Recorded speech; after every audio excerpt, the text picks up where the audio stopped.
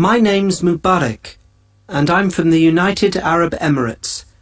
My favourite subject at school was maths. I really loved it, I think primarily because I liked being able to use logic to work out answers, rather than having to speculate and theorise, as you often do in art subjects. I went on to study for bachelor's and master's degrees, both in mechanical engineering, at Leeds University in England. I chose that subject because, although I was more keen on maths, engineering is more practical. My decision to study in Britain was motivated by the high prestige of British qualifications back in my home country. The tuition fees are very high for foreign students, but my family paid them for me. I found the course very challenging. English is, of course, not my mother tongue, so I found some of the lectures and seminars hard to follow. As a result, I failed my first year exams. I had to retake them all, but then, thankfully, I passed. I always did well in my coursework because I could take time to research the topic and check my English. My dream job would be to work as a mechanical engineer for the United Arab Emirates Army. The reasons are that such a job carries high prestige, it would be interesting, and there would be good job security. If I got such a job, I would probably have it for life.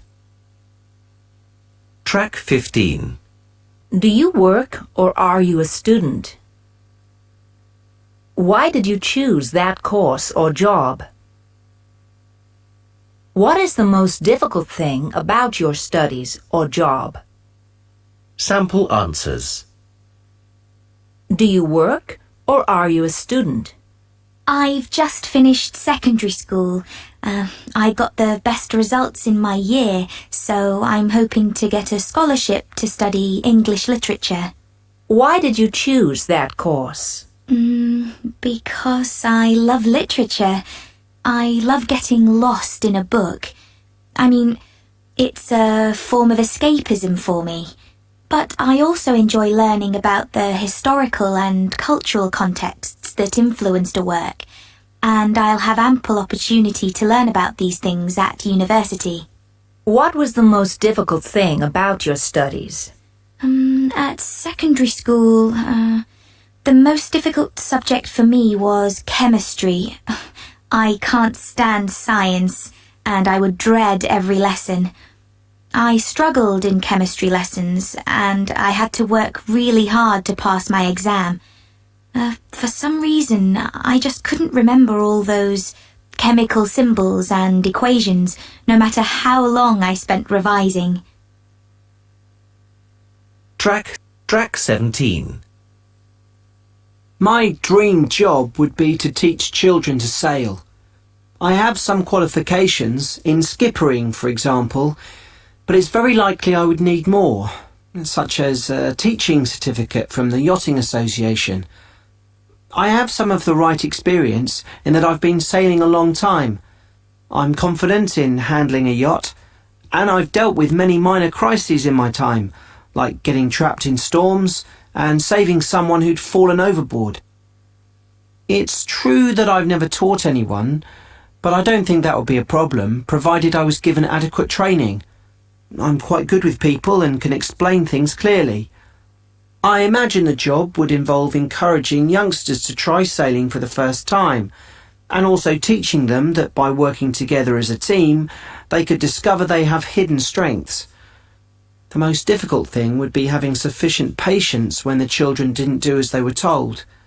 I suspect it would be frustrating if they didn't realise that the rules were there for their own safety. Why is it my dream job? It's my dream job because I love sailing. It's been my hobby for decades, and I'd like to work in a nice, warm climate where all I'd need to worry about was making sure I had suntan lotion on and enough to drink. When did you learn to sail? I learned when I was a small boy. My dad taught me as he was a very skilled sailor. He taught my brothers and sister too, and we're all very pleased he did. Track 17. Education. Do you think science subjects are more useful than art subjects? I think they are more useful because they are primarily concerned with practical matters. If you study science, you might, for example, go on to have some kind of technical role in the production of a device, like a computer or a car. However, all great leaders have studied more arty subjects, such as philosophy, history, and economics.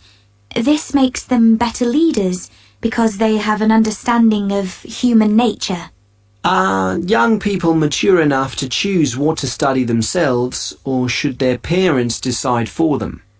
I think success in studying comes from being highly motivated to study a specific subject area. Therefore, the student should choose which subject they're interested in. By way of an example, I had a friend who studied science A-levels because his parents pushed him down that route, but he hated it and so didn't get very good results. He still graduated and managed to get a place at university where he studied law, and he became a top student because law was what he was interested in. In your country, does having a university education help you into a better career? Yes, it does, as all top companies recruit graduates for their top positions. Therefore, you get a better start. However, it's fair to say that a university degree is not everything, and it's what you do with it that matters. You can have a degree yet still get overtaken by somebody who isn't university educated, but who gets promoted over you because they work harder. Motivation. Do you think older or younger workers are more motivated? Younger workers should be more motivated because everything in their job is new to them and therefore exciting, and they have to build their career, which is all ahead of them. Older workers have a tendency to think they've seen it all and very often just wait for retirement. I do know of at least one older person who's made a point of retiring on a high and is therefore highly motivated to get a project delivered to a very high standard before he retires. But no matter how fascinating your job is, when you reach the end of your career, I suspect you mainly focus on your impending retirement. How can managers increase motivation among their workforce? Allocating the right tasks to the person with the right skills, but making every task slightly different so that they learn every time. That can lead to an increase in motivation. It's about making the job interesting, but without drowning staff in too much new information each time. If they see that they can progress steadily and meet the challenges set, then they'll stay motivated. Are people more motivated if their job involves helping others?